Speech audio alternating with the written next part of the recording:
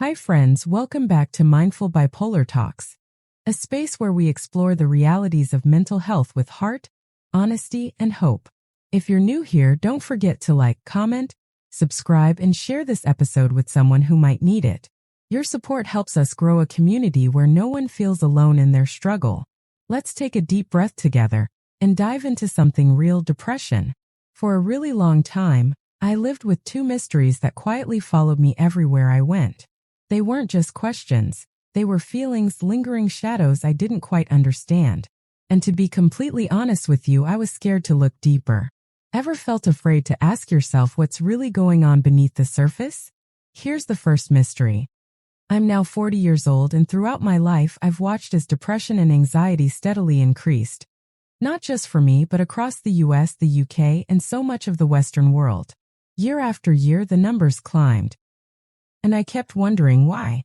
Why are more and more of us struggling just to get through a regular day? What do you think could be behind this rising wave of emotional pain? But there was another mystery, a personal one.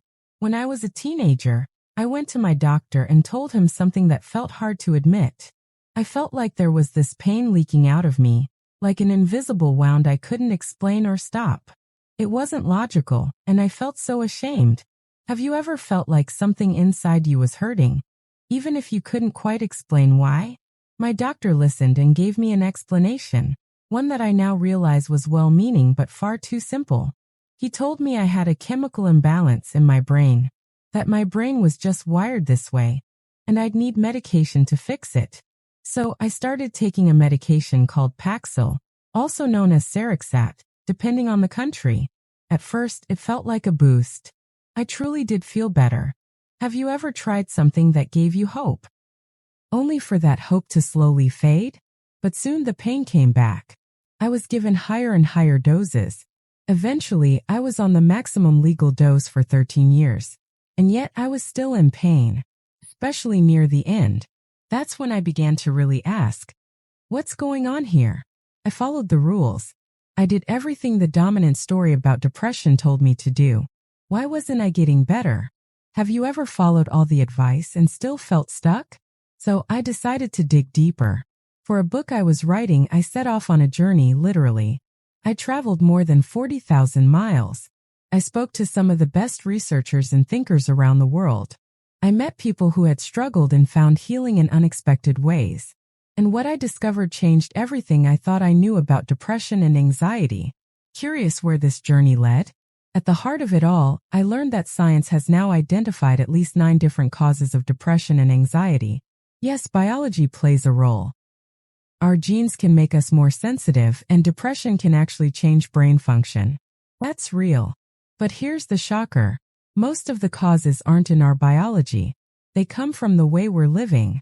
Have you ever felt like the world itself is pushing too hard, and you're the one breaking? Let me give you some examples. If you're lonely, your chances of becoming depressed go up. If you have no control over your work or feel trapped in a meaningless routine, it takes a toll. If you barely see green spaces or connect with nature, your mental health suffers. See the pattern? Many of the things making us feel unwell are about disconnection. Which part of your life feels most disconnected right now? It made me realize, just like we all need food, water, and shelter, we also need psychological nourishment. We need to feel we belong, that our lives have meaning, that we're seen, valued, and that the future makes some kind of sense. But the world we live in, it's great in some ways, but it's also terrible at meeting these basic psychological needs. Do you ever feel like you're surviving, but not really living? I struggled with this new way of thinking. It was hard to accept that depression might not just be about a broken brain, but about a broken culture, and the way I'd been living. Then, something clicked for me during an interview with a psychiatrist in South Africa named Dr. Derek Summerfield. You might want to lean in for this part. It's powerful. He told me a story about being in Cambodia when Western doctors introduced antidepressants. The local doctors were confused. Why do we need those? They asked. We already have our own antidepressants. What they meant wasn't medicine, it was community. Intrigued yet? This next part might shift your whole perspective. There was a farmer who'd lost his leg to a landmine. After receiving an artificial limb, he went back to the rice fields, but working underwater with that limb was agony. He began crying constantly, refusing to leave bed. Classic signs of depression. So what did the village do? They sat with him, listened, understood his pain, and then they bought him a cow, so he could become a dairy farmer instead. A month later, he was smiling again. That cow? That was his antidepressant. Can healing really be that human? That communal? And that's what struck me. What the Cambodian doctors knew by instinct, the World Health Organization is now saying loud and clear: depression isn't weakness, craziness, or just a broken machine. It's often a signal of unmet needs. Let that sink in. If you're depressed, maybe it means you've been carrying more than your share of silence. This doesn't mean medications have no place. For some people, including me at one point, they can bring real relief. But if we act like depression is only chemical, we ignore the deeper truth. Because what if your pain means something? What if it's trying to tell you something? I asked myself, if the roots of depression are complex, how can we start healing them? And what I found is that all around the world, people are creating new models of care: group support, social prescribing, reconnecting with nature, meaningful work, and emotional safety. One of my favorite stories comes from East London. Want to hear how a group of strangers and a patch of dirt became an oasis of hope? A doctor named Sam Everington started social prescribing. He met people with depression not to just give pills but to connect them. One patient, Lisa, hadn't left her house in years. He prescribed her not medication alone but a group project. Together they built a garden. Week by week, as the flowers bloomed, so did Lisa. They had purpose, community. They formed a tribe. Can you imagine what might bloom if someone believed in you like that? All of this taught me something life-changing. The opposite of depression isn't happiness. It's connection. And if junk food is ruining our bodies, then junk values, like chasing money and fame, are starving our souls. What would it feel like to live for something real, instead of something flashy? A psychologist named Tim Kaiser studied this for decades.